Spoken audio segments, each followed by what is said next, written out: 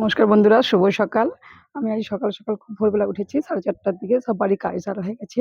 তাই জামা কাপড় নিয়ে ছাদে মিলতে চলে আসলাম। ছাদে মিলে দেখো বন্ধুরা, সূর্যটা কেমন উঠেছে। সূর্যটা কত সুন্দর, রশ্মিটা কত সুন্দর লাগছে দেখো বন্ধুরা। সূর্যটা কত সুন্দর উঠেছে, দেখতেই পাচ্ছ তোমরা। আর সব কিছু জামা কাপড় মেলা হয়ে গেছে। গাছগুলোনে গাছগুলোনে জল দেওয়া হয়ে গেছে।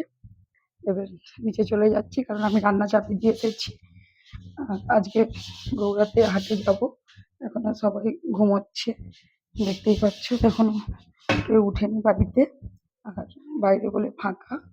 তাই আমার সকাল সকাল রান্না হয়ে গেল। আমি তো রান্না করে নিয়ে যাই, কারণ গৌড়াতে রান্না করে আমাকে নিয়ে যেতে হয়। কারণ এখানে সারাদিন হাট করতে হয়। ওখানে ওখানে সারাদিনের হাটের ব্যাপার থাকে।